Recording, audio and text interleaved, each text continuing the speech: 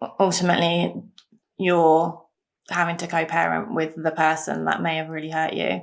And if you don't process those emotions and deal with it, that's going to make your life really difficult. Hello and welcome to the Go Encourage podcast, where I talk to real people about real life, trying to gain some insight from their personal experiences building courage. In this episode, I'm joined by Amy Goff, who is a trauma and narcissistic abuse specialist, and she'll be sharing from her personal experiences and the courage that she's had to build along the way. But before we get there, if you haven't already, please go over to YouTube and subscribe on our channel. I know you might be listening on Spotify or Apple or Amazon, but YouTube is really helping our growth at the moment. So please do, if you haven't already, go and subscribe to the channel over there and then come back to your audio platform and listen away as you would. All right, so I've rambled on enough. You don't want to listen to me. You want to hear from our guest. So let's get the episode started and let's see what Amy has to say about building courage.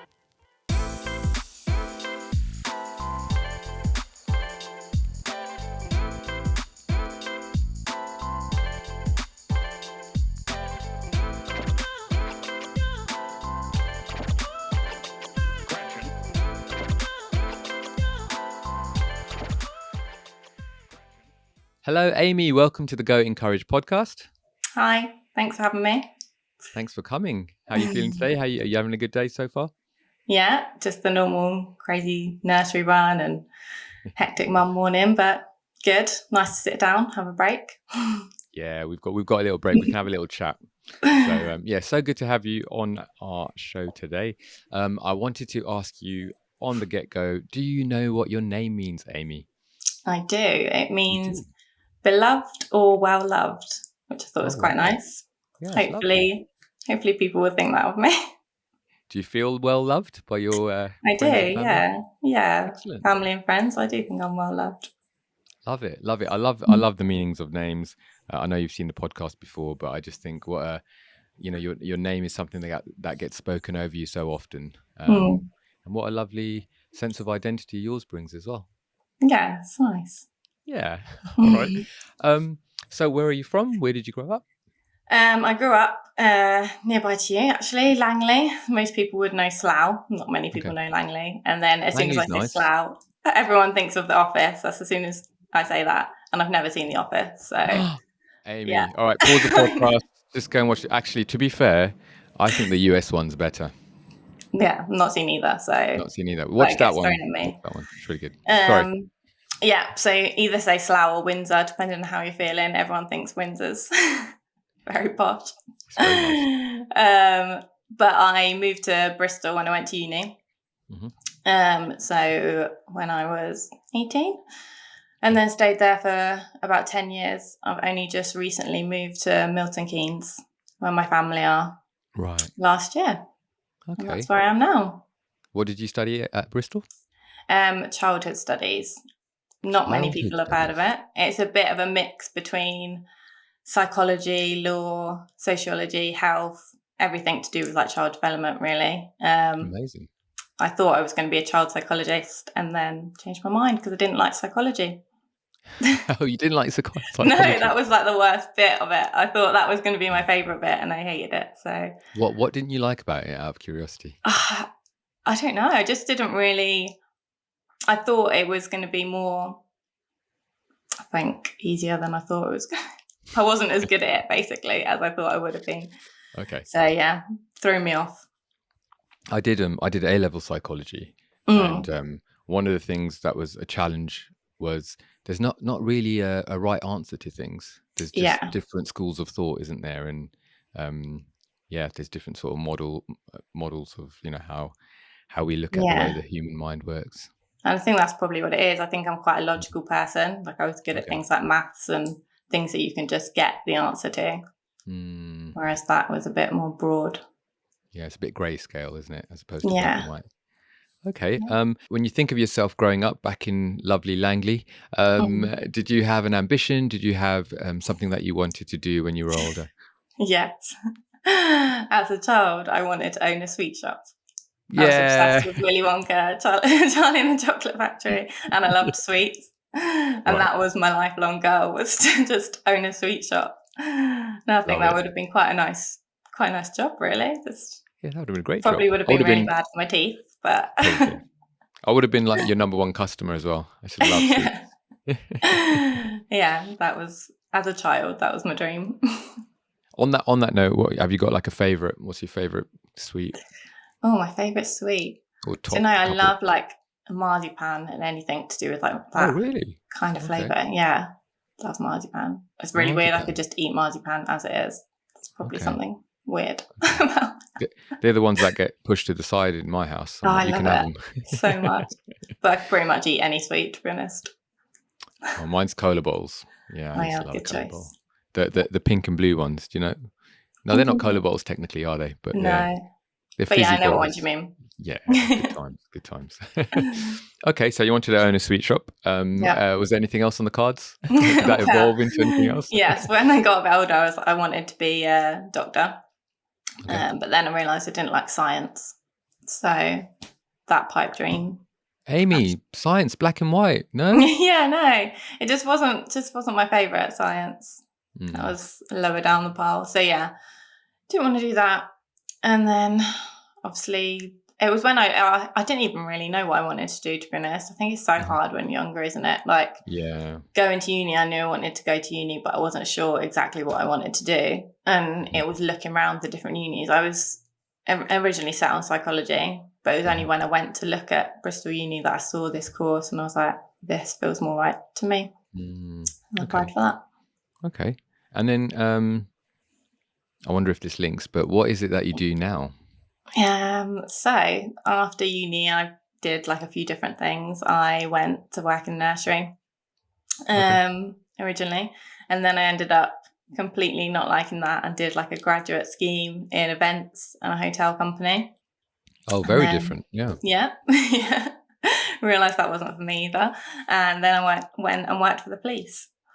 You worked for the police? Cool. Yeah, so not as police officer, police staff, but I've just recently left that. Since having Frankie, my little boy, I've like completely changed like career path. I've done quite a few different courses along the way. And I'm now trained as a narcissistic abuse and trauma specialist. So coaching women who've been through abusive relationships. Generally, it's single mums that come to me because I'm a single mum. So that's kind of naturally who is attracted towards working with me. And yeah, that's what I do. But I also have a beauty business as well, which not many people know about. That's something I've done for about 6 years and always kind of did on the side. So working from home, doing eyelashes and eyebrows. I've always kind of seen that more as a hobby, but it's something I love doing and quite passionate about as well. Amazing. Yeah. I don't have much to add to the beauty stuff, but it's good to do something that you're passionate about and something that you enjoy, I think. Yeah. It's a massive change being self-employed, but right now it's what works for me. And being like a single parent to a little boy, whilst he's not yet at school, I can kind of work my own hours around him. And so it's good. Okay. We're going to focus on the other side of what you do, but just for this moment, if people wanted to get their lashes done and all the other stuff, how would they find you? On Instagram, and I'm going to have to tag it because I can't remember where the exact like dots and underscores are. Sure, yeah, we'll put it in the description. It's called Allure Lashes and Brows. Oh, cool. Nice. All right. So I thought, let's do some quick fire questions, just so people who are listening get to know you a little bit more. What's your go-to comfort food? Probably pizza. Pizza. Oh, Domino's, nice. specifically. Specifically Domino's. Yeah. Is there a particular one from Domino's that you tend to order? Texas barbecue. What a win! That's a great pizza. And not everyone likes it, right? Because it's really sweet. Yeah, I like it. Yeah. Cool. All right. Favorite cuisine? I don't know if this is linked to the last question. But... that's a tough one. Just depends what mood I'm in. I feel like I'm not that fussy. Let's go with the mood you're in now. What would be your favorite cuisine? What would I have? So on the weekend, I went to a really nice Spanish restaurant, and that's still at the forefront of my mind. So I think I'd go with that, like tapas bits, like olives and cheese. Nice, just like finger food and whatnot. Yeah, like it. Okay, favorite place. That's a tough one. Favorite place. Right now, it's my house, my home. Oh, okay. Yeah, this house is like a massive significance to me after like everything that's happened over the past 3.5 years and getting divorced and things, which obviously we'll probably come on to. But this house is just my home, and it's such a special place to me right now. So, yeah. Oh, your safe space. Yeah. I like it. Okay. Favorite season? Summer. I just love the sun. Yeah, sun. Okay. Not this summer, because this summer was rubbish. What, the summer we had for a week in September? Yeah, that one bit of summer that we had. I'd love to live in a hot country. Okay. Yeah. All right. Nice. Star sign? Star sign Sagittarius. Probably said that wrong. Sagittarius. High five. Yeah. Yeah, me too. I don't know much about star signs, but yeah, it's a bit of fun, really. Yeah. Well, some people are really passionate about it, so there we go. Oh, here's a big one for you. Quick fire. Remember, you don't have to explain this answer. Sorry. Amy, is there a God? Is there a God? Oh, good question. Yes. Okay. All right. Yes. Cool. I'd love to talk to you more about that, but that's for another day. Cats or dogs? Cats. Cats. Okay. Yeah. Nice. Do you have a cat? No, I want one. Have you ever had a cat? Yes, I've always grown up with cats. Frankie thinks we have a cat because it's this black cat that always comes to the door and tries to come in the house, but it's not ours. Perfect. Then it can just go away after you've played with it. I had a cat as well growing up, and yeah, they're little characters, aren't they? Honestly. Yeah, it does depend on the cat. You can get nicer ones. Right. Last movie that you watched? Oh, good question. I literally don't watch much TV, so can I say program instead? Yeah, go for it. Married at First Sight. Married at Just First Sight. started watching that. The UK one, or is there an Australian one as well? I think. Okay. UK one, yeah. Is it good?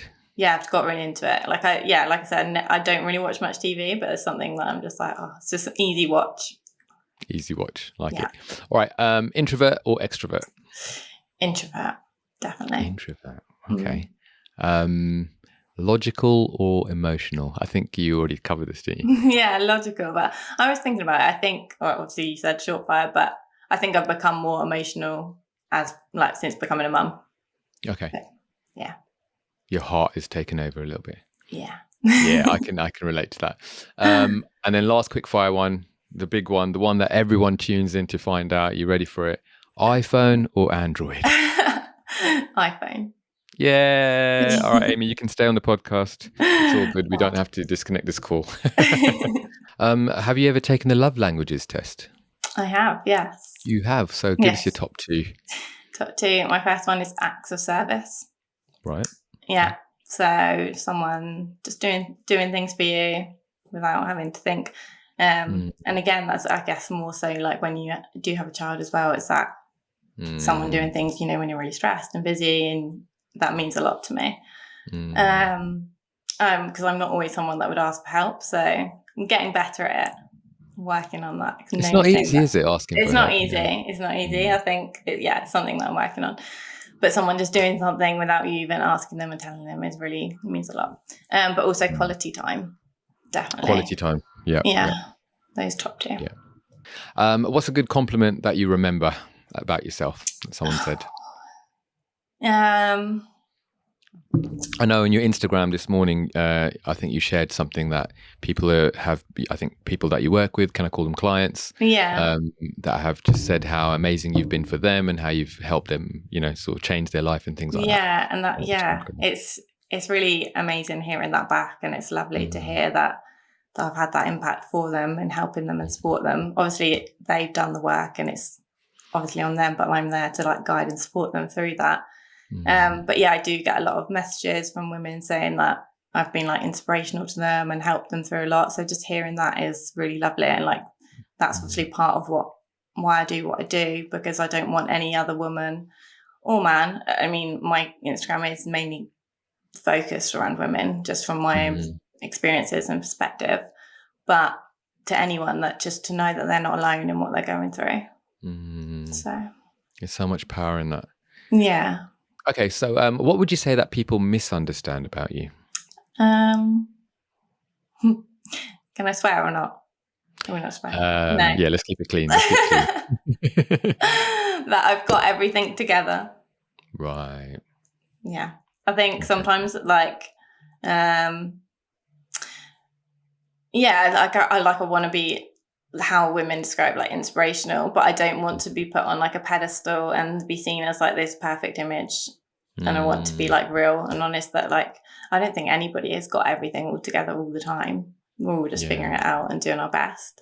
And yeah, I think that's it. I'm slightly older than you, right? And so I think growing up, in sort of the Gen X sort of vibe, I think we'd have loads of experts come to us and tell us what to do because they're experts and they know better and all the rest of it. So you'd be like, oh yeah, everything they're saying is like gold, And I'm not saying that, I'm not discounting like nowadays that could happen as well. But what I've found, especially in the last few years, and it kind of relates to what you're doing as well in terms of the coaching side of what you do, is that people just want authenticity, don't they? Really, if you strip everything back, they want to see you as a human being who has emotions and feelings and, doesn't always get it right. Yeah. As humanity, we kind of connect a little bit more when those things are, transparent. Definitely. And that's something I'm learning. I think I always grew up thinking I had to be perfect and striving for perfectionism. And that's something that I'm learning and through this journey of like working on myself and realizing that actually that's like an unrealistic goal. No one's perfect. No one can be perfect. And the more you try and do that, the more you'll feel like you're failing. And to just be yourself is so much more important.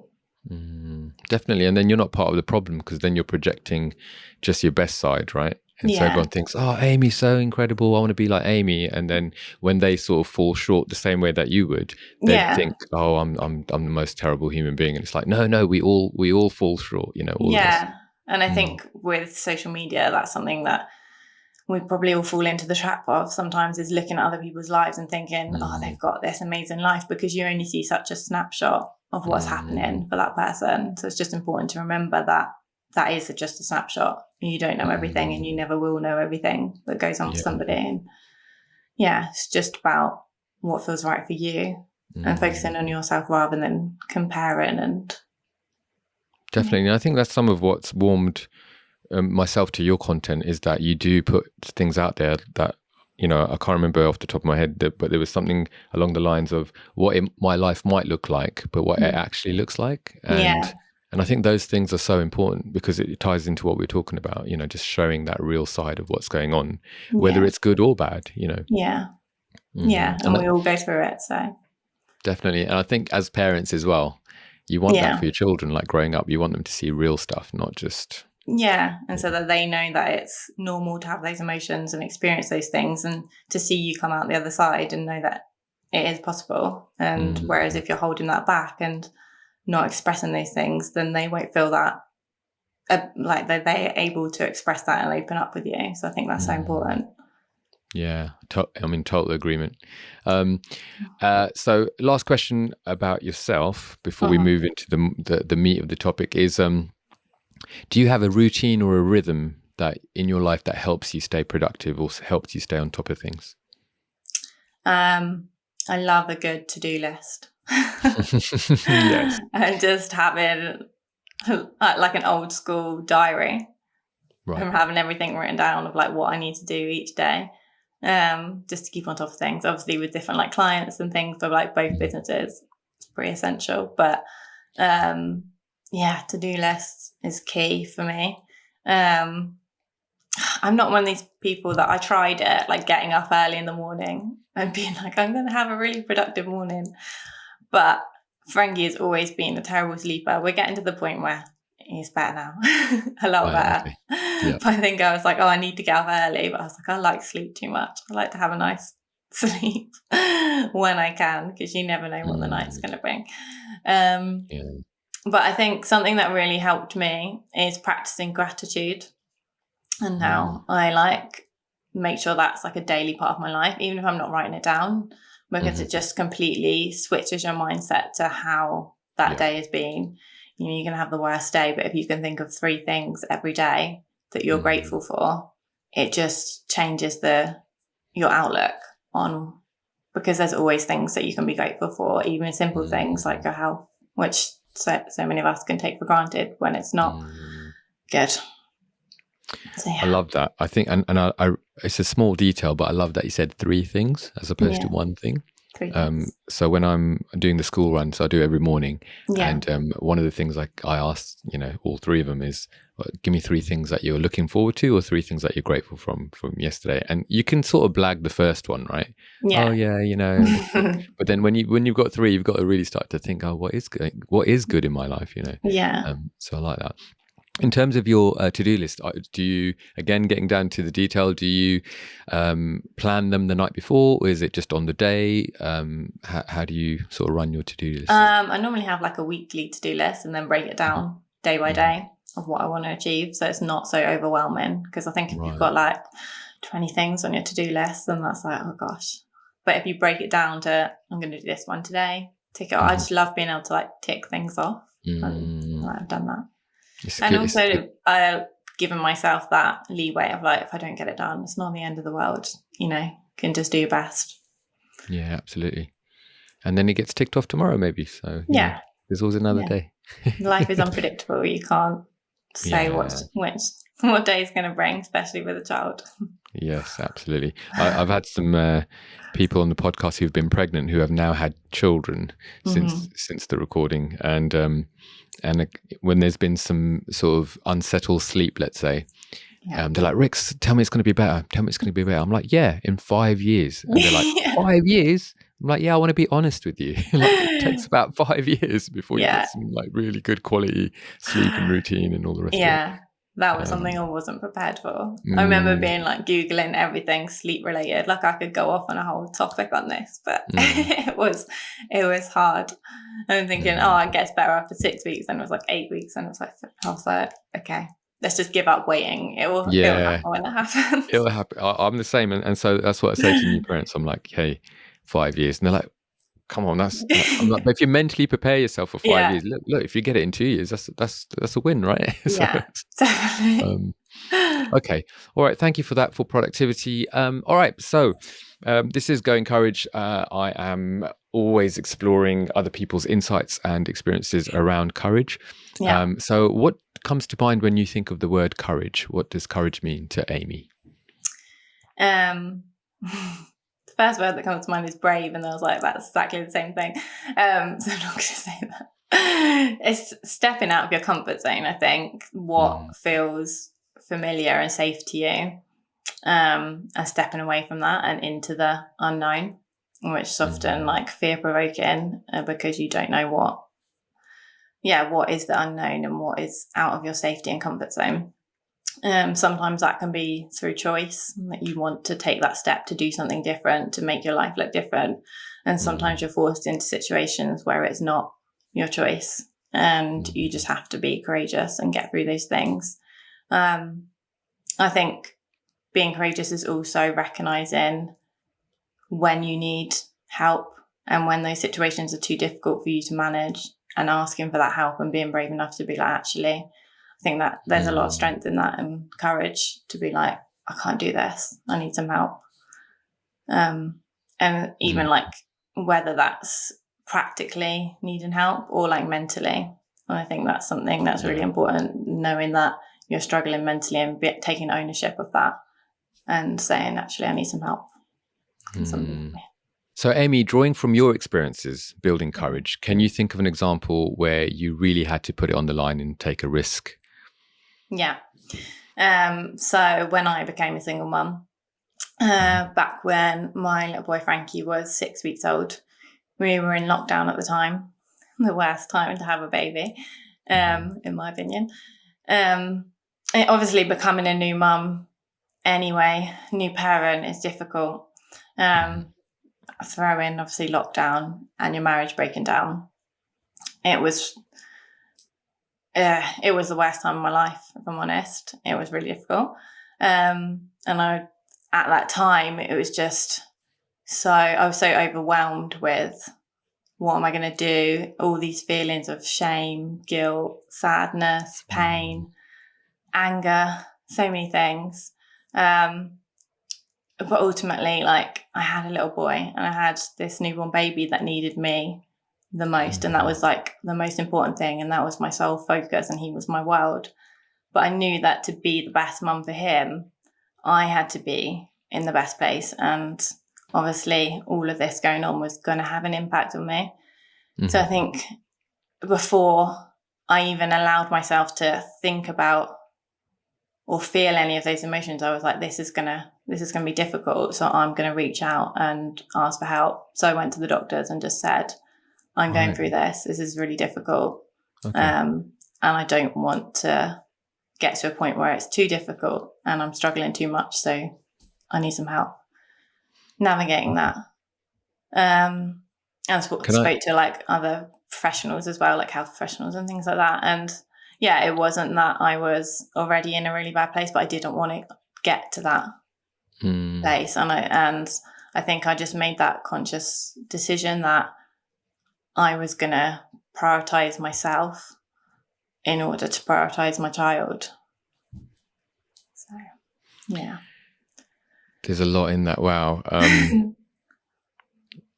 Can I press in a little bit? Yeah, okay. So in terms of, lockdown here in the UK was sort of end of March, I think, wasn't it? 2020. Yeah. And then, so how far into lockdown were you when your son was born? So he was born just before. He was born the end of February, and he was 3 weeks old when we went into lockdown. Okay. I can remember thinking at the time, like, everyone thought it's only going to be a couple of weeks. It's not a big deal. Like, it'll be fine. Yeah. No one expected, obviously, how long it went on for, but. And then in terms of the marriage breakdown, was that, were there signs for that, or did it all happen very suddenly? Yeah, there were signs in the lead up to it. I won't go into too much detail. But I think ultimately it got to the point where it was irreparable. And for me, there was no going back. So yeah, I made the decision to leave. Which I think, I just want to acknowledge that, you're in the final stages of your pregnancy. You're about to have a child, or just have had a child. The world is gone completely upside down in terms of lockdown and this pandemic that is, killing lots of people. It was a crazy time. And then on top of that, to have that happen to you, that's, it's a really, really tough situation. Yeah. I think the question I get asked a lot from other women is, how do you know or men as well, how do you know when the right time is to leave? And I think it's such a difficult question to answer, because I think people want that validation to reaffirm what they already know. And I guess if you're asking yourself that, it's difficult, because if there's abuse, then obviously that's a separate issue. And no one should have to stay in an abusive relationship. And, there are agencies and things, people that can help you, support you to leave. And always you should seek help, especially if you're going through that.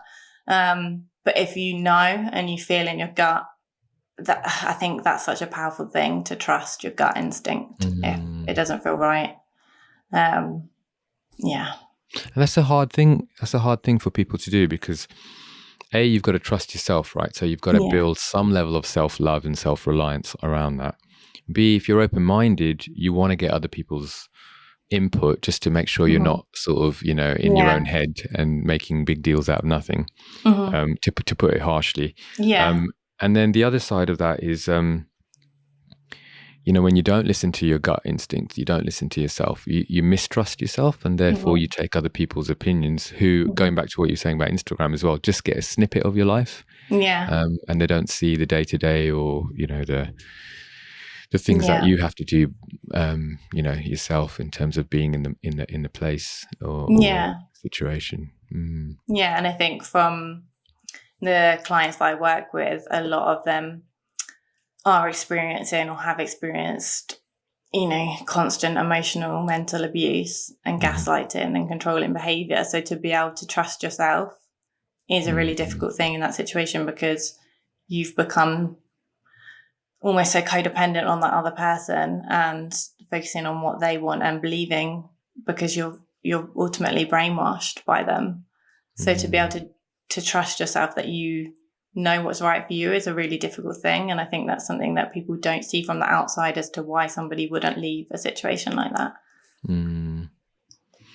And without taking away from the importance of emotional abuse and narcissism, and we'll unpack some of that in a little bit. I think there is a lot of power in showing up for yourself. Yeah. Because if you are, I'm so careful with my wording. If you are experiencing, let's say, a really tough time, it can be easy to point fingers to the other side, and that might have its merits. There might be truth in that, but actually, it's usually not the answer. It kind of just makes things worse. And it's all about what you can build inside of yourself and try and get that inner healing so that you can rise up and, make decisions that are true to you. Yeah, definitely. And that's something that I've recognized, is that you are responsible for your own emotions, feelings, and that you're the only person that can change the situation that you're in and how you feel about it. And that's the thing that really helped me, is focusing on what I can control rather than what I can't. You can't control what someone else has done, how they respond or react to you, but you can control how you respond and react to it, and what you do about that situation, and how you can make yourself feel better. And you really have to take ownership of your own feelings and emotions to be able to move forward and work on that, and know that you do have the control over that, no matter what anybody else does. But if you let that anger and emotion and everything take over and focus solely on what they did, you're not focusing on yourself and how you feel about it and how you can make things better for you. Yes, it's okay to process that anger and be angry, but not on them, because that's, especially if you're going your separate ways, that's just not healthy for you or your children. So yeah. And I think also, if you follow that road to the end of that destination and you say, if I do that, if I do point the finger, or if I do, make it as clear as day what the other person has done to you, what is it that you expect to come out of that? Like, what kind of closure are you actually looking for? What is it that they're going to magically be able to do to heal that? And I'm not saying people don't heal and reconcile and, there's redemption and all the rest of it. That's really, really, really amazing and beautiful. But if you do follow that road, you've got to ask yourself, what is it that I'm actually looking for? Am I just avoiding the inevitable, which is I have to show up for myself and work on my own flaws and the things that have been, brought to the surface from this situation? Definitely. And I think I'm thinking of it more so in the context of narcissism and having an ex who's a narcissist, for the people that I work with, and knowing that you won't get that closure from them. And I think that's really important to recognize. And it's difficult to accept at the start, because if someone's hurt you or done something wrong, you kind of want them to be the ones to fix it for you. But once you recognize that that's not going to be the case, then you can start to work on yourself and how you can get that closure from yourself. Okay, so let's move into that a little bit. So what would you say is narcissism? Because it's a word that gets used quite a lot. And, what is a narcissist? Yeah, I think it is, like you say, it is becoming more popular. Is that the word? People use it a lot. And we can all have traits of narcissistic traits in, being arrogant or self-important. But I mean, it's defined by the DSM with having, I think it's 4 out of the 9 categories. And it's also very rare that anyone's ever diagnosed with it. So I think the importance in understanding narcissism is recognizing it in the sense of what somebody did to you was not right, and understanding those behaviors I'm picking at, rather than being like, I need to diagnose you as a narcissist. But ultimately it comes down to like having that grand sense of self-importance, someone that believes they're special. I think a key one is that they lack empathy. So they're not able to empathize with how you feel and recognize that the impact of what they've had on you. Like I said, there's 9 different traits, and off the top of my head, I'm not going to be able to remember them all. That's okay. But I think when people ask me about that and asking whether their partner or ex is a narcissist. I think it's important to look at like their behaviours and what they did, and understanding, like I said, that what they did was not as a result of something they did. And yeah, it's not their fault. Which is really tricky because the relationship's complicated anyway, right? Even in the best of times. And so, you know, when things aren't going so well, you said, you know, we all have some traits of it.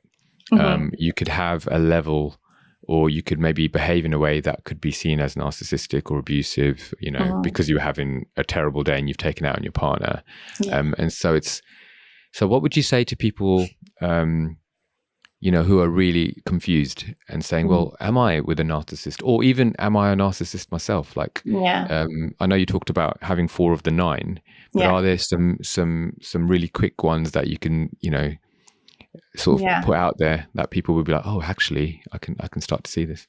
Yeah, I think if you're asking yourself, firstly, if I'm the narcissist, then it's unlikely that you are, because the fact that you have that ability to self-reflect is something that a narcissist won't do, because they don't take that responsibility of their own actions. And they can't have that ability to self-reflect and recognize what they're doing is right or wrong. So if you're asking yourself if I'm the narcissist, it's probably that you're not. But yeah, if somebody is abusive to you, it doesn't necessarily mean they're a narcissist, but regardless, you know, that is a red flag. That's not acceptable behavior in a relationship. It's often encompassed by gaslighting, controlling behavior, emotional abuse, all of these things. But yeah, it's that sense of self-importance, believing that they're special. They're normally like obsessed with the idea of like success, money, kind of unrealistic idolations of like love and expectations around that. They're lacking responsibility, lacking empathy, I think I said. But yeah, I think I think I would look at the behaviours and the actions towards you, and everyone can say the right thing, but it's their actions. So, you know, they may be saying that they're sorry, but if they say that they're sorry and there's no change, then that's just manipulation. Right. Yeah. So it doesn't, it's sort of their walk doesn't align with their talk. Yeah. And I think noticing how someone acts around other people as well. I mean, there's different types of narcissists, like covert, overt, you know, we won't get into all of those, but it's not only how they react around you. If people have like a lack of respect for other people, I think early on in relationships, that's a good sign to pick up on how people treat other people with respect or not as well. Oh, I like that. Let's focus in on that a little bit. So, okay. I was going to say, are there red flags that you would say, you know, from personal experience, but also from the experience that you have coaching people, that you would say are quite common to, maybe it might not be a deal breaker, but they're things that you might want to consider, you know, looking into? Yeah. I would always recommend somebody who's been in a relationship like that to self-reflect on what they see now as the red flags, so that they can notice them going forward as well. But kind of typical ones again, and like the actions and words not matching up. So someone can say the right things, but if their actions are not linking in with that. Usually at the start of a relationship, a narcissist is very full on, and so the like love bombing stage, of telling you that you're the one, your soulmate. And it's difficult because I know that there can be situations where you enter a relationship, you start dating early on, and you do have those really strong emotions and connections. But if you're experiencing that, someone's saying that to you and it feels off, I think that's again when you like trust your instincts of, does this feel natural and at the stage that we're at right now, or is this too much? And again, like, are they saying all these things, but does it not feel like how they're acting? And trusting your instinct is key. And I think your gut instinct, if you feel like something isn't right, like that overrides anything. Your body knows things before like your mind does. What else with red flags? I think Sorry, just to say that one's really good in terms of like, because quite a lot of these things are nuanced as well. And I really like that you made the point about the love bombing. You know, again, Instagram or TikTok, it's all going, oh, watch out for love bombing, etc. But you know, I think you made an important distinction. When you're in the beginning of a relationship, there are all these emotions. You know, there are like, you know, I'm remembering back now, but you do like think, oh, this is the person for me. You know, we're going to be amazing, etc. But I think the important thing that you said there is, but does it match up? Like, does it match up with their actions? And do your instincts actually align with what this person is saying? I think that's really important. It's so simple. It's really simple, but I think it's really powerful, isn't it? Yeah. I think sometimes you could feel that it's off, but because somebody's telling you something, you then start to doubt because you're like, oh, I'm not sure if it's right, but they're saying all these things, so maybe it is. But just trust in yourself. And I think it's really key to be able to trust yourself and be in a good place before you were to start dating again. And that's really important. And knowing what your values are and what you do and don't accept. There's a really good journal, which I don't know if we were able to like tag it afterwards. Yeah, sure. I think it's called like the self-love journal, or like it's to do with relationships. Like after being in a relationship, I think it's a really good thing to do and reflect back on that past relationship. And then there's a section where you look at like your red flags and your green flags and your values in relationships. And I think if you are someone that struggles with that at the start of the dating stage, where you are kind of going on emotions and that, you know, initial desire and attraction, to kind of go back to looking at those things and having that logic of like, is this still matching up to what I want and the values that I look for and the red flags? And I think another red flag as well is to do with like their phone. And, you know, if they're always, it's not necessarily you wouldn't see it at the start of a relationship, but hiding their phone, things that are quite secretive, that you're a bit like, that's a bit off, and, you know, turn the phone over, or they have to go out of the room to take a phone call or things like that, or they're only available at certain times, things like that, I think. Yeah, and I guess some investigation into that as well. So, for example, if they're only available at certain times, why is that? Is it because of work? Is it because they're shady? Obviously, everybody has life, but it's about how open and honest people are and whether you feel that that's genuine. Again, just coming back to just trusting what you think is right. Yeah, which takes a lot of courage, you know. Definitely. I think if you're the person, I'm going to play both sides here, right? So if you're the person who is wanting to be open and transparent, you know, there's a level of you that goes, but if I put myself too much out there and this person's not trustworthy, or this person's playing me or whatever. So you kind of have to, you know, again, trust your gut and find that balance of how much do I open myself up, but with a firm boundary that I'm not going to get attached to the point where this person can rip me apart. You know, there's 100%. There's a balancing act. Spoke about it last time, I think, was it with Natalie, about like attachment styles and things like that. And I think that's really good to understand your own attachment style for when you are starting dating and entering a relationship again, to understand how you attach and what your needs are and how you respond to people, and being able to have those conversations. Because if you're not aware of your attachment style and what you need in a relationship, then how can you project that and expect someone else to understand that? Yeah, really good. I'm fighting the urge to go over here and pick out the Attached book, because it is such a great book. I don't know if you've come across it. It's on my list, but I haven't actually read it yet. I haven't read all of it, but the parts that I have are just like, I'm like, oh my gosh. It's really fascinating understanding that. Yeah, and something that Natalie said, I know you watched the episode as well, was that they're not fixed. I always thought they were fixed. Definitely. I thought, right, that's it. If you're avoidantly attached or if you're anxiously attached, that's the way you attach to people. But actually, it does depend on the dynamic of the relationship. Definitely, you know? Yeah. And quite often, I think if someone's been in an abusive or narcissistic relationship, then they can become this is just typical, not this is what you will be and whatever.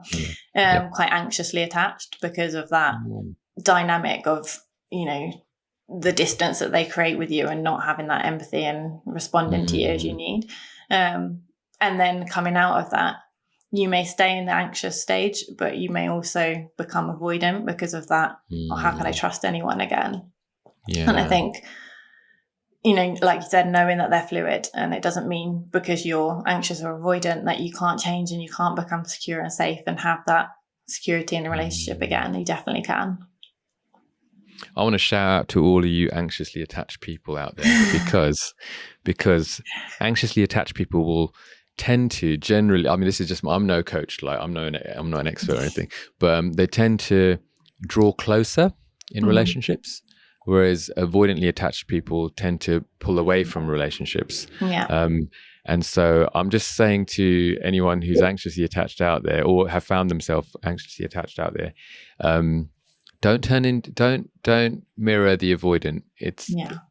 I think it's a terrible thing to do, because what happens is it's not a healthy dynamic. But if an anxiously attached person is going this way and the avoidantly is going that way, when the person comes in a little bit, there is a little bit of sort of overlap. But if you both go avoidant, there's no relationship. There's nothing to come into the middle about. Definitely. And it just comes down to communication, doesn't it? I think you spoke a lot about this last week, Natalie. But being able to communicate that. But it is more difficult, I guess, when you've got an anxious and avoidant attachment together. Just having that openness from the start will probably really help. I think that's good. But when you spoke about mirroring there, that just made me think of how, going back to what you said about how do I know if I'm the narcissist, and I think when you are in a relationship with a narcissist, it's also really common for you to start to mirror some of those behaviours. So it doesn't mean that you are the narcissist, but because you're experiencing that, then that can be something that you also do start to mirror. But it doesn't mean that you're the narcissist just because you are doing that. Yeah, wow, that's really good. I spoke to a friend of mine who's going through some stuff in relationship, and he was working through with a therapist, and he was making some really sketchy life choices, and he couldn't work out why he was making these choices. Like he didn't mean to. He kind of just ended up going down that road. And then when he worked through with the therapist, he said it's quite common that you mirror the abuse, let's say, or the toxicity that's been displayed to you, because it's your body stores the trauma, and so it's kind of trying to get it out and reflecting back. And he was like, I just can't get my head around why I'm behaving like this. This is everything I hated about my partner. And then with therapy, he was able to work through that and then kind of find himself again, which is a beautiful thing. But it ties in with what you're saying. Yeah, definitely. Yeah. Okay. And I think it's important. So I'm just going to just make a point before we move forward. If you ask yourself, am I the one? Am I the narcissist? Or am I the, whatever label you want to put in there? And then go and do the work. I'm just going to put it out there. I did that. I got called quite a number of things. And to be fair, I went through therapy and I worked through it with a therapist, and I put my hands up. I was like, you know what? There have been situations where I've responded in this way, and looking back, I'm regretful and I wish I didn't. And the common thing that went throughout the weeks of sort of help is the self-awareness, the apologizing, and then realizing that that's not who you are. You're mirroring something. And again, I want to take an acknowledgement. You're mirroring behavior, as opposed to realizing that we all have the power to respond the way that we want to respond. And I think that's important. Getting that self-awareness is key. Yeah, definitely. And I think that is really courageous to admit that, like, we all do things wrong. No one's perfect, in relationships, regardless of what's happened in that. Everybody has some responsibility to play in things that they may not have done right, and recognizing that and being able to change and take ownership of that is really important, because ultimately, if you want to break that cycle and stop and repeating the same situations happening again, you have to take ownership of, and I don't mean that in the sense of, if someone was abusive to you, you need to take ownership of that abuse, because that's not completely not that. Sure. But ownership of, the things that you can change, and being able to reflect back on that and change to move forward, because that helps break the cycle. Definitely. And that's where growth is. That's where the growth is. Yeah. Definitely. And I think as parents as well, I don't know. Yeah, I think I don't, sorry, people who aren't parents. It's just something that is unexplainable when you become a parent. There is this level of, I'm not doing this for me anymore. I need to make decisions that are going to break the cycle for the next generation that I'm responsible for as well.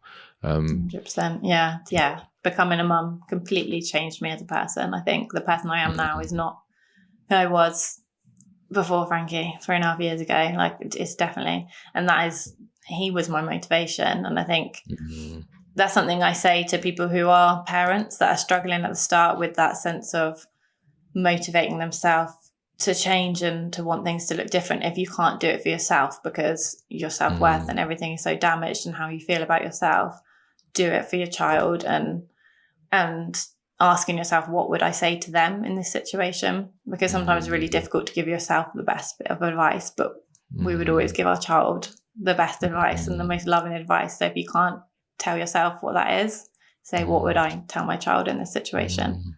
And do that. I love that. That's so beautifully put. It's such a great way to look at it. I just think it helps because, your child is the most important thing ultimately, isn't it? The quotes escape me, but there is some kind of saying, isn't there, that you can tell your child whatever, but it's what you do that they see. And so that kind of ties into what you're saying there. If you can't love yourself and take care of yourself, what gives you the right to love you, show them or have them believe that you love them and are able to take care of them as well. Definitely. And they need to be able to see that, don't they? So that they know what self-love looks like. And definitely. There's I think there's a quote. Again, quote. When the quotes, you want the quotes to come out beautifully, but we're very real on this podcast. So I think Jordan Peterson has said something about treat yourself the way that you would someone that you love and are in charge of looking after, which is kind of exactly what we were talking about as well. It's really important because I think we all get burnt out because we're in this place of sacrifice. And we have to put ourselves down in order to lift our children up. But actually it has damaging effects, long term. And it's important to see that. And I think, people do think that you just have to like you say, sacrifice everything for your children. But if you're doing that and it's at the detriment to yourself, then without being blunt, you're not actually putting your child first, because if you're not in a good place, then that's what they need more than anything. So it's not selfish to prioritize your needs first, because that is prioritizing their needs. Because when you're in a good place, you're the best parent that you can be for them. Yeah. And I think people who don't understand that, are quick to point fingers. Look at you, you're having the time of your life. And it's like, well, actually, I need a bit of downtime so that I can function and show up in a way that's, healthy. I think you did a post about that as well, actually. Maybe that's where I got it from. Maybe, yeah. And I think as from putting things out there on Instagram, you have to have a certain level of what's the word? I've received a lot of hate as well, and you get a lot of criticism. Not loads, because the love and the nice comments ultimately outweigh it, but you have to take you have to understand that that's people's triggers, and that's they're something that they're working on, and their wounds that are causing them to have those reactions to something that you said. But ultimately, if you know that what you're doing is the right thing for you, then you kind of have to block out the noise sometimes of those negative feedback, really. Yeah. There's something called a hero's journey. It might sound like I'm going off on a tangent, but I promise I'll bring it home. And the hero's journey is very similar to the villain's journey. Something happens to them at some stage of their life. The villain responds by saying, that's not fair. I'm the victim, and people are going to suffer, and I'm gonna go and hurt some people because I was hurt. And the hero's response is, I want to do something that will prevent other people going through what I had to go through. So they're very similar, and there's just this fine line in between. And so I wanted to bring the conversation back to, you're in lockdown, you've gone through a very traumatic situation, the breakup of your marriage, which is probably traumatic enough, but then bringing up did you say 6 weeks? 3 weeks? 6-week-old boy who is in this state of basically global chaos, without being able to go out and, you know, seek that extra support and things like that. And your response, and I love it, Amy, your response was, over time, I'm sure it wasn't just, you know, I'm going to do something. There are other people who are going through this, and I've walked some of this journey, and I want to come alongside them. So talk to us a little bit about that. What is it that you do with people who reach out to you and look for that support? Currently doing like one-to-one support. So I am a coach, but trauma-informed coach is kind of bridging the gap between, I'm not a therapist, but it's not quite a life coach. So it's like somewhere in the middle. So whereas like coaching generally looks at just your goals and where you want to get to and how we can get to that, taking it from a trauma-informed approach, we look at the past as well, because those are the things that are going to be the triggers and what are keeping you stuck. So trying to get to that root cause of, you know, what it is that keeps pulling you back, that will stop you from ultimately getting where you want to be. So generally, like, we're working on that past relationship, because the clients, and I will say women because it has so far only been women that come to me, have experienced abusive or narcissistic relationship. Not always the case. So sometimes it's just that they've become a single mum, and it's trying to navigate that again and getting through that hurt and anger, because ultimately you're having to co-parent with the person that may have really hurt you. And if you don't process those emotions and deal with it, that's going to make your life really difficult, and your child's, because they'll be the one who gets caught in the middle of it. So it's about being able to take that ownership of, again, like, what can I do about this situation? I can't change what they did or how they now react, and how, the things that they may now continue to do. You can't control that, but what you can control is how you feel about the situation, looking at your triggers and starting to feel safe again. And I think most of the time, like, when you come out of that situation, you are in survival mode, and you stay in that until you start to feel safe again, because your body is still reacting as if that abuse or that traumatic experience is still happening. So learning to feel safe again is like the key thing at the start that we try and focus on and work on, and looking at what your triggers are and what helps you to bring yourself to feeling more present and in control, and also getting more in touch with how you're feeling and those emotions, because prioritizing that as a single parent is really difficult. And I think that's something that we're, like, the women that come to me struggle with, because, like, how am I going to do this, because I'm a mum, and that's, you know, I don't have time to do these things. And it's not about, like, you've got to go and have a spa day. And I think I'm going off on a tangent.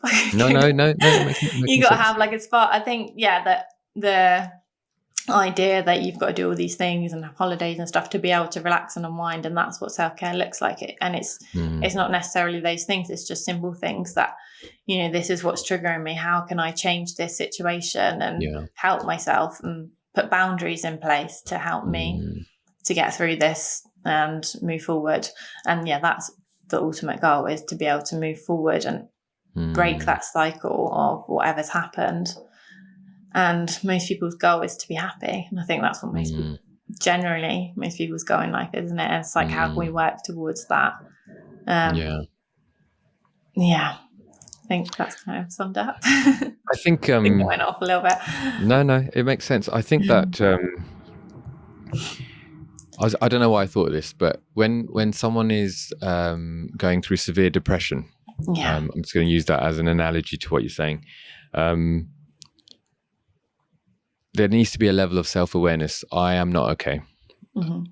And then there might be some medication involved. Not always, but sometimes there's medication involved. And I was talking to, let's say, someone about this, and they were on antidepressants. And the idea behind antidepressants is not that you become reliant on them, but they can take you from that sort of fight, flight, freeze. I always find that hard to say. And actually get you to the front of your brain to make some logical decisions. And so the idea is you take them to get you into a state where you can make better decisions. And I think, you talking about self-care there, whether it's a spa day, whether it's just, sitting down and thinking to yourself, which friends do I need to, turn the volume down on, etc., in order to think straight.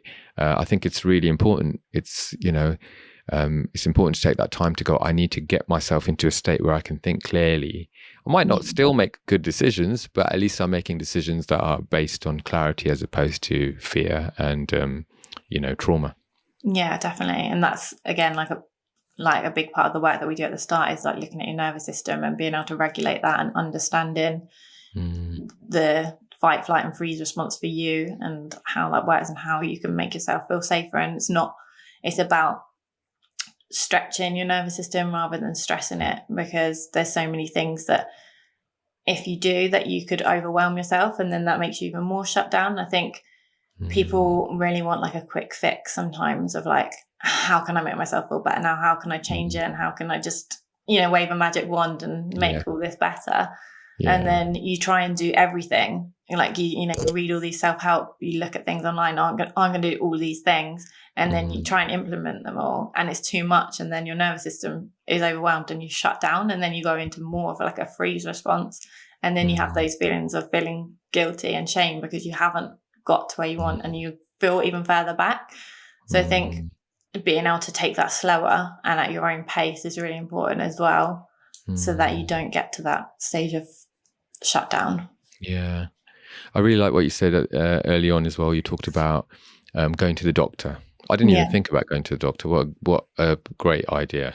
I don't know if other people do, but go to the doctor, and say, hey, I'm not at that point yet. And again, it's preventative, which is sort of touches on what you just mentioned there, and saying, I need some help. I need to find ways forward.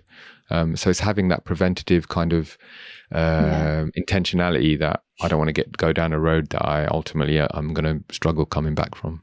Yeah, definitely. And I think sometimes there can be a lot of feelings of shame, like feeling like it's weak to ask for help, but it takes so much strength in recognizing that you don't want to feel like this, or this is a really difficult situation. All of us at some point in our life need that extra support and help for whatever different circumstances it might be. We can't do everything on our own all of the time.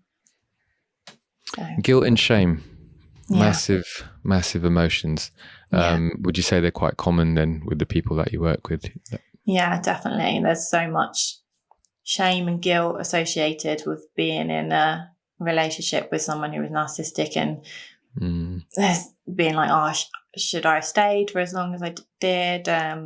Even if you have left, was it the right decision? Maybe I did something wrong. Maybe I could have changed that. And I think that's why it is important to understand that you couldn't have changed that, because if someone is narcissistic and abusive, like you're not responsible for how they acted, and that's not on you to change or fix. They were abusive because they're abusive, and that's not your responsibility. But the shame, like, how did this happen to me? I think that's something that people ask a lot of, is there something wrong with me? Like, all of these things. And because you're in a place of such low self-worth and distrust, and if you have experienced like constant emotional mental abuse, you're in such a low place that idea that they've portrayed of you and that what they've told you becomes your perception of reality and who you are. So reversing that takes a while, and it's not, again, something you can just work on overnight. And I'm a big fan of like affirmations and things like that, but again, it's not like you can just say I'm enough repeatedly every day and you feel it. But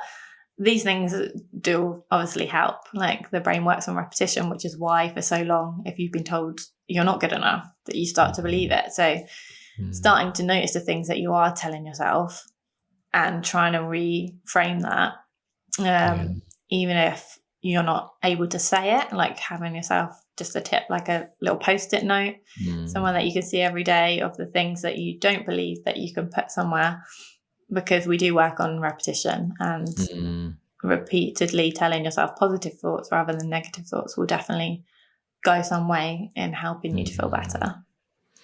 Yeah, I think there was someone I just saw this recently. It's terrible. I can't remember where, but they were talking about negative thoughts versus positive thoughts, and actually having less negative thoughts is more powerful than having more positive thoughts. So I think with affirmations and trying to reverse, the affirmations that might sit in you from childhood, from being bullied, from an abusive relationship or a toxic relationship at least, is really important. And from my experience, affirmations are like. And I'm quite a positive, generally most people say he's very encouraging. He's the one who maybe takes it a bit too far, makes things a bit too weird when he's like overly expressing love to friends and stuff like that. But affirmations, I found them so hard, cringing on the inside. No one's around. It's just me. Yeah. But if someone's starting that journey, I would say from experience, keep going, push past it, because it's like I couldn't do one to begin with. Now I feel like I don't think I'm quite there to do it in front of other people, but when I'm alone, I'm able to speak certain things, or when I'm with my children. But it can be quite difficult when you're not used to that. Yeah, it can. And I think definitely at the start it can feel like, I don't believe this, why am I saying it? And if you find yourself that it does have the opposite effect of it's making you feel more angry and not having a positive impact, then I would say just stop and hold off. Maybe you're not ready to do it just yet, because sometimes it can bring up more of those emotions of shame. I'm not there. Okay. So maybe that you need to take a step back first before you get to that. But for some people, they find it really helpful, and it was something that I found really helpful as well. Okay, that relates to what you said about the nervous system being able to stretch into things and not doing too much at once. Yeah, and where you are in your nervous system depends on how you feel and what those thoughts are, and I think having that recognition again and awareness of what those thoughts are. So taking a step back to the negative thoughts. If you're somebody who likes writing things down, I would say just get them out, so you at least have those awareness of what those thoughts are, because then that's something that you can work on and you've got control over. Because ultimately, I think something that women or men, whoever's come out of an abusive relationship, struggle with at the start is having that sense of control over your life and finding that again, and just finding things that you can control is really important. You've written a book. I have, yes. Yeah, it's not something that I'm speaking about a lot. Yeah, To My Lockdown Baby. Yeah, that's one of my proudest achievements. Probably should talk about it a bit more. Yeah, so obviously, like I said, Frankie was born in lockdown.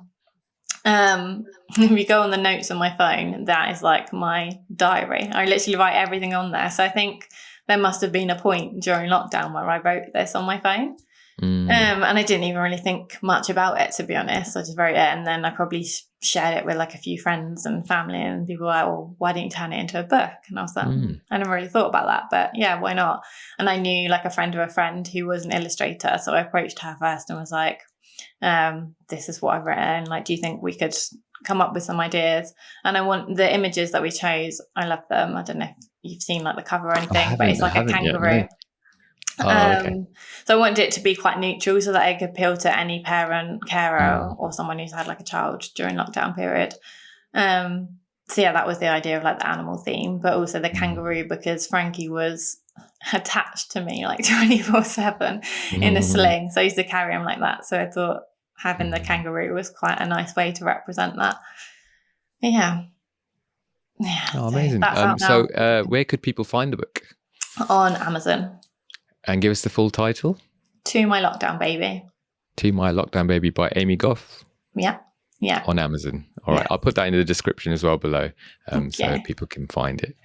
Amazing. Oh, wow. Look at that. You even managed to write a book and all of that. That's amazing. Crazy time.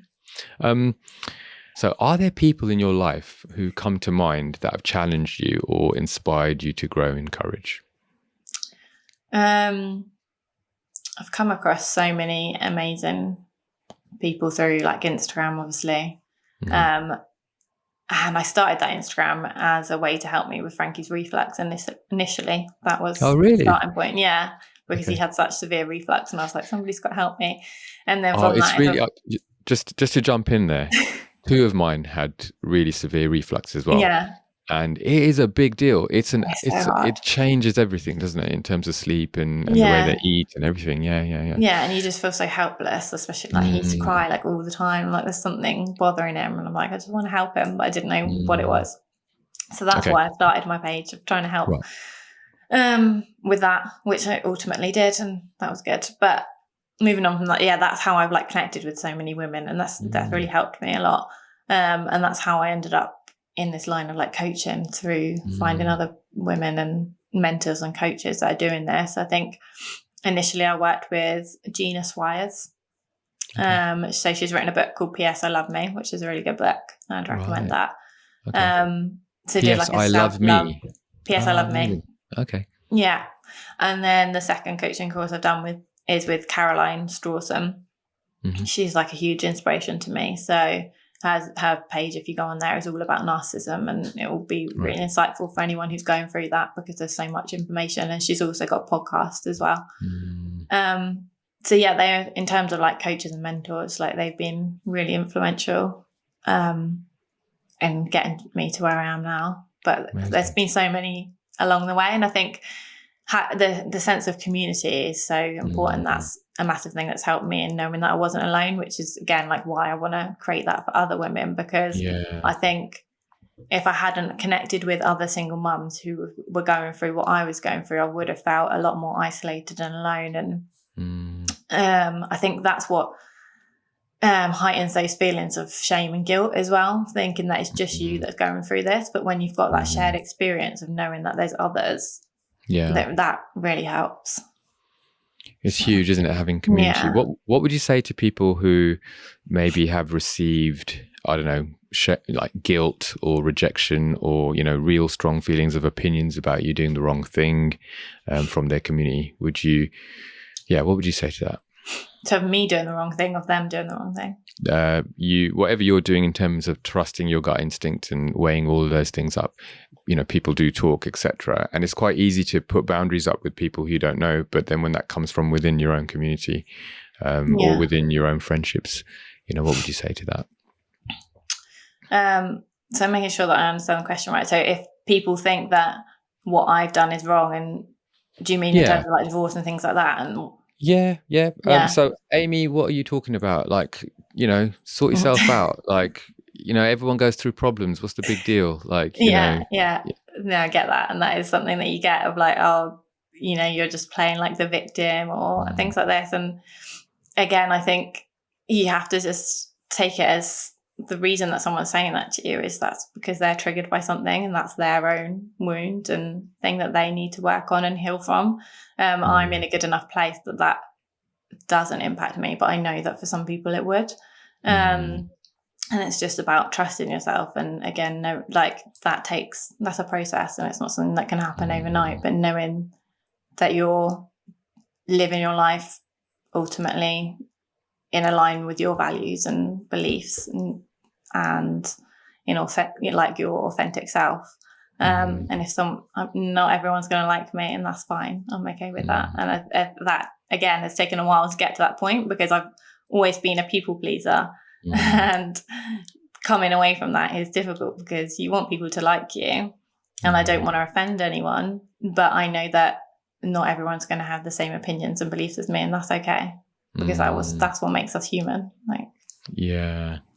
That's really good. I think going back to what we were saying about being a parent and displaying that as well, you've got to do that. I don't want my kids to be people. I really struggle with people pleasing as well. I've done a lot of work around it, and I don't want my children to go into school and just think they have to people please. So we have quite robust conversations around showing up for yourself and doing what you think is right, etc. Definitely, it's just a detriment to yourself, isn't it? 'Cause you're not doing what you want. If you're just trying to make everyone else happy, ultimately you're never going to be happy yourself, because you can't please everyone. I saw it was a quote, coming back to quotes, it was you're not going to be everyone's cup of tea, otherwise you'd be a mug. Oh, I heard that before. I like that. You're not going to be everyone's cup of tea, otherwise you're going to be a mug. Oh yeah, I like that. That's cool.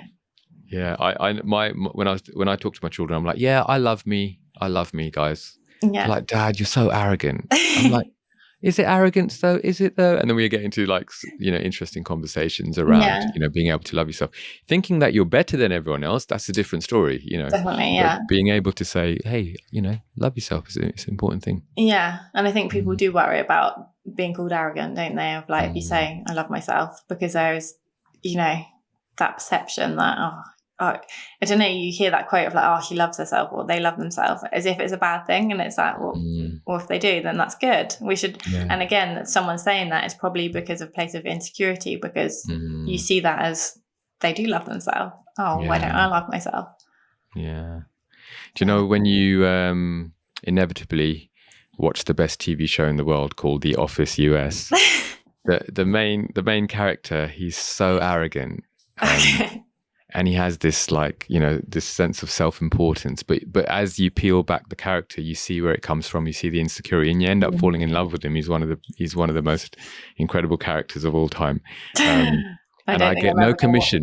I'm sorry. I get no commission. You'll get there. You'll get there. It's part of the human experience. It's amazing. Okay. I'm teasing you. It's really good. But no, it just ties in with what you're saying there as well. Like, that sense of self-love is so important. If you were in my shoes, what question would you ask yourself? That's a good one. I think that the thing that people struggle with the most is like, can I be happy again? And, how do I not repeat that cycle as well? If you've come out of a relationship with a narcissist, how do I, stop that happening again and learn to trust myself? Those kind of things. And again, that for one, yes, you can be happy again, definitely. Like, and learning to trust again and not repeat that cycle. That ultimately comes down to you recognizing that you want that. And I think a good starting point as well is I always ask my clients to tell me why they want to do this, and come up with like 25 reasons, which they'll be like, wow, that's a lot, of why they want to heal from this past relationship and move forward, and what the impact's going to have on their life. Because without knowing that, you don't really know what it is that's the benefits of it, and how your life can look different, and what you want to change. And having that as your motivation, but just taking that ownership and responsibility that I can change this, which is really difficult, but asking for help. If you're struggling to do it on your own, like, you don't have to do it on your own. I can help you, others can help you, but ultimately, it starts with you. Well put. I'm listening to this podcast and I have really resonated with what you've said, Amy. How can I reach out to you? If someone was listening, how can they reach out? Where can they find you? What's the best way to get in touch? Through Instagram, probably the best way. I always tell people to message me break free, just because I get a few messages, so that I can see that as the key ones to respond to straight away. Or you can like instantly book a call with me through the link in my bio. So my Instagram is @amy.goff. Brilliant. We'll put that on the screen for those of you watching, and also in the description as well. So it's an easy link to Amy. So just to put you on the spot with everybody listening, would you be up for coming back and talking about other stuff? It'd be really good. Yes, definitely. Thank you. Thank you for having me. And I've connected with Natalie through this as well, which is really nice. Oh, amazing. Yeah. So thanks. I'm grateful that you reached out to me, and I'm glad to have been on it on my first podcast. Your first podcast. Yeah. Excellent. Thank you for being such an incredible guest, and being so open about your journey and what you offer out there as well. What was I going to say? Oh, I had something to say. Oh, yeah, I just love your authenticity. I love how real you keep it on your stories. And I love that, despite all the stuff that you've been through over the past few years, you've looked at the world and said, you know what, I'm not going to sit here and hide away. I'm going to move forward, and I'm going to be a safe place for others to reach out. So thank you for that. That's a heroic thing to do. Very courageous. Thank you. Hey, really hope you enjoyed that episode and that conversation between Amy Goff and myself. Links to everything we talked about are in the description if you are watching on YouTube. Again, if you haven't subscribed yet, please do subscribe on YouTube. It really helps us grow and it helps us to move forward with our message. And finally, just to wrap up and say, look, do the work. Don't just listen to this. Take some action and start building things in your life that are going to help you go in courage. I'll see you on the next one.